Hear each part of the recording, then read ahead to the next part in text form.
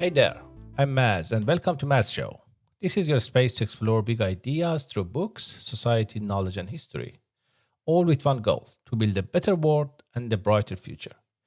If you are curious, reflective, and ready to grow, you're in the right place. So tap follow, hit subscribe, and let's get thinking.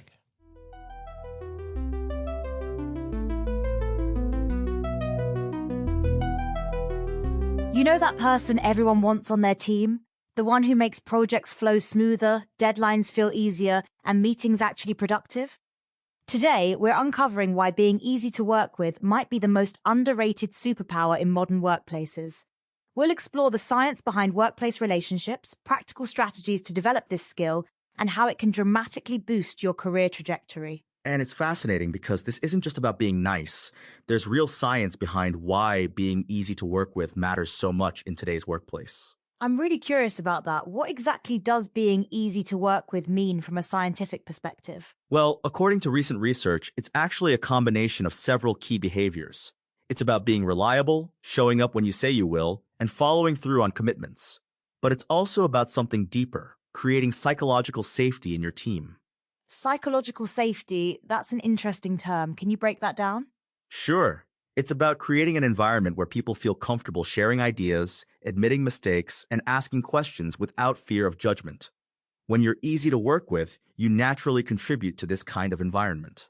That makes sense. But I imagine some people might worry that being easy to work with means being a pushover. That's actually a common misconception. Being easy to work with isn't about saying yes to everything. It's about being clear in your communication, reliable in your commitments, and adaptable in your approach. And there's real data backing this up, right? Absolutely. Recent studies show that teams with strong interpersonal relationships see a 50% increase in performance. And here's something fascinating. Positive workplace relationships actually trigger the release of oxytocin in our brains. Wait, oxytocin? Isn't that the bonding hormone?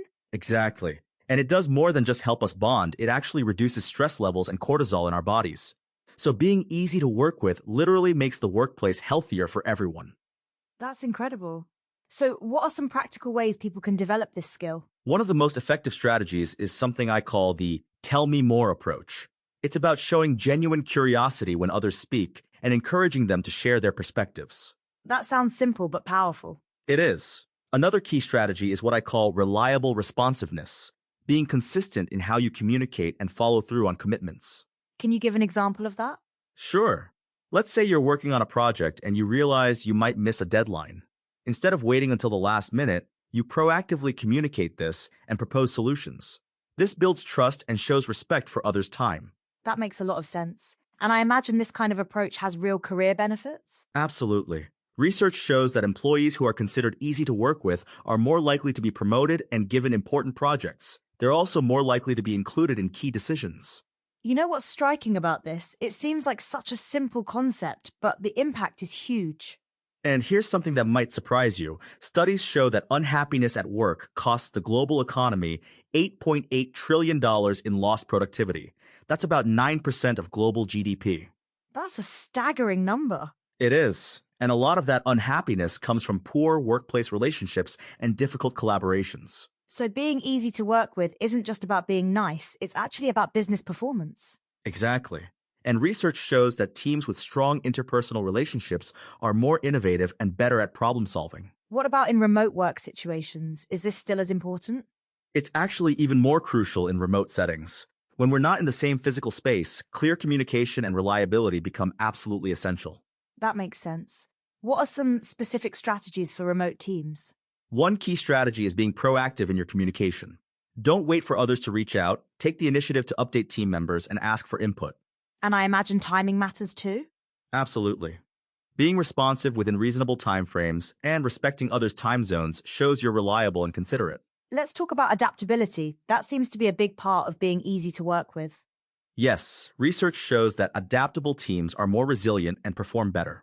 It's about being flexible in your approach while maintaining your standards. Can you give an example of what that looks like in practice? Sure. Let's say your team member prefers detailed written instructions while another works better with quick verbal updates. Being adaptable means adjusting your communication style to what works best for each person. That's really helpful. What about conflict resolution? That must be a key part of this. Absolutely. Being easy to work with doesn't mean avoiding conflict, it means handling it constructively. Research shows that teams who can navigate disagreements well perform better in the long run. Any specific techniques for handling conflict well? One effective approach is using what I call the perspective bridge, acknowledging the other person's viewpoint before sharing your own. This shows respect and opens up dialogue. That's really interesting. It's like you're building trust even in disagreement. Exactly. And trust is crucial. Studies show that high-trust workplaces are 50% more productive than low-trust environments. Let's talk about boundaries. How do you maintain them while still being easy to work with? This is crucial. Setting clear boundaries actually makes you easier to work with because people know what to expect. It's about being clear and consistent. Can you give an example? Sure. Let's say you don't check emails after 6 p.m. Being clear about this upfront and suggesting alternative ways to reach you in emergencies is better than being inconsistently responsive. That makes a lot of sense. What about in high-pressure situations? That's when being easy to work with becomes most valuable.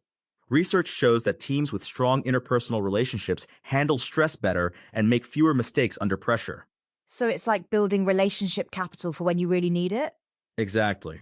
It's like having an emotional bank account. You make deposits through consistent, reliable behavior, which helps during challenging times.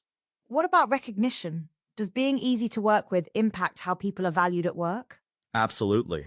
Studies show that employees who are considered easy to work with are more likely to receive positive performance reviews and be recommended for opportunities. That's interesting. It's like a multiplier effect for your other skills. Exactly. You could be incredibly talented, but if you're difficult to work with, it limits your impact and opportunities. Let's talk about team dynamics. How does one person being easy to work with affect the whole team? Research shows it has a ripple effect. When one team member consistently demonstrates these behaviors, others tend to follow suit. It can transform the entire team culture. That's powerful. It's like creating a positive feedback loop. And it extends beyond just the immediate team. Good relationships at work have been shown to improve overall job satisfaction and even physical health. Physical health, really? Yes. Studies show that positive workplace relationships actually strengthen our immune systems and reduce stress-related health problems. That's fascinating. What about career longevity? Research indicates that people who are easy to work with tend to have longer, more stable careers and stronger professional networks. So it's really an investment in your long-term career success. Exactly. And in today's interconnected workplace, your reputation for being easy to work with can open doors even years down the line. As we wrap up, what's the one thing you want people to remember about this? Being easy to work with isn't about diminishing yourself. It's about amplifying your impact through better relationships and clearer communication. That's really powerful. Any final thoughts? Yes, in a world where technical skills are increasingly automated, being easy to work with isn't just nice to have, it's becoming a crucial differentiator in career success. I love that perspective. It really reframes how we think about workplace relationships. And remember, every interaction is an opportunity to build this reputation. It's not about grand gestures, but consistent, reliable behavior over time. Remember, your superpower might not be flying or invisibility, but something even more valuable, being the person everyone wants to work with. Thanks for listening.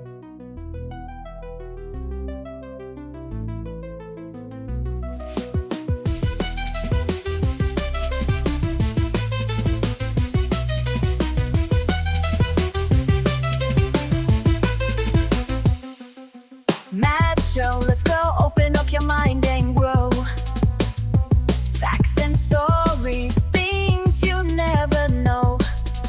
Every episode, we light the glow. Step into the world of Maz Show. Turn it up, let the rhythm flow. Feel the beat, take control. Don't be shy, just let it go. This is where the magic grows. Tune in now, it's the Maz Show. Lights up bright and minds will glow. Every day we learn and grow. Come along and join the flow. New ideas begin to shine. Breaking limits, crossing lines. Every moment feels divine. In the world of Maz Show time. Turn it up, let the rhythm flow. Feel the beat, take control. Don't be shy, just let it go. it's the Mass Show. Lights so bright and minds will glow. Every day we learn and grow. Come along and join the flow.